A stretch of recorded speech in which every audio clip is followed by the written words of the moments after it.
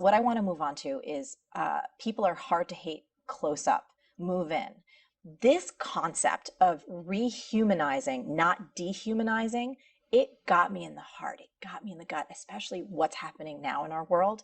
There's something that you wrote, and I want to read it because it is the core of ways that I've struggled in the past few years, not knowing how to approach conversations, not knowing how to invite people into a conversation, and to really take a hard look at my own biases and my own angers and how I would like the world to be.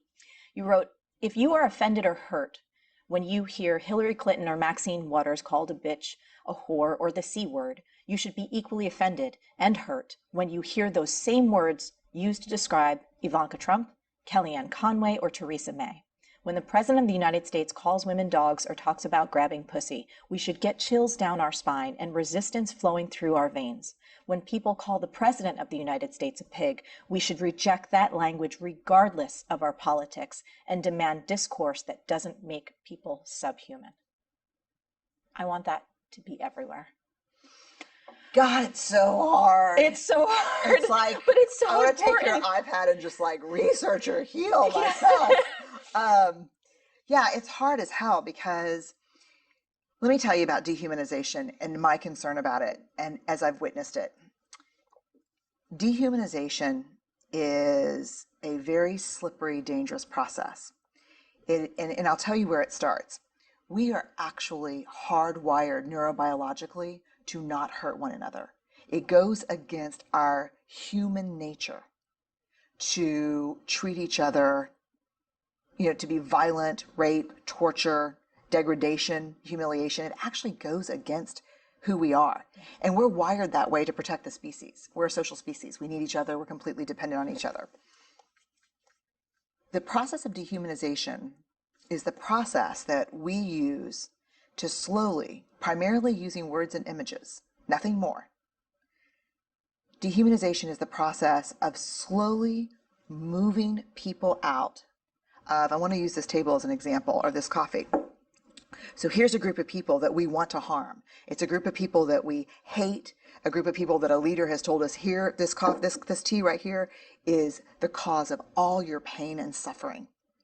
So we hate these people and we want to hurt them and we want to see them diminished. But they're within this moral protective zone that we have as humans. So slowly over time, we start using words and images of them that dehumanize them, that move them slowly and slowly and slowly into what we call moral exclusion. They no longer are protected by what we believe is human basic rights. And we see the process of dehumanization at the core of every genocide recorded in history. The Nazis used, I think the word is Untermenschen. It's subhuman to describe Jews. Every conflict you can see. And so what's happening in our country right now, from the leadership to the resistance, no one has high ground here. We are slowly allowing ourselves to start using dehumanizing language to describe people with whom we disagree. Yes. Which then makes it okay to physically hurt them.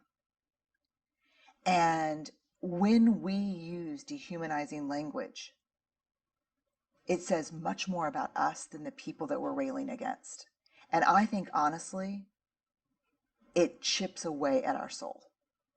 I agree with you 10,000%. That's why this hit me so hard, because I've found myself using language that once I started to make this connection through your work, I was like, it was like these lights came on and I said, oh my God, this is so true. This is so right. So I'm so happy that we're talking about this, because I have never heard anyone talk about this, about dehumanization and rehumanization in a way that we can start to enter these really difficult conversations. And we're going to keep going into that, but to retain our dignity and the humanity for the people that we disagree with. Yeah. And I think here's the thing. Dehumanization is not a social justice tool. Yes. It is emotional offloading. It is gratuitous. It is self-indulgent. It is a way to offload our anger, our fear, and our rage, but it has nothing to do with social justice. Right. So moving on, staying in the same zone.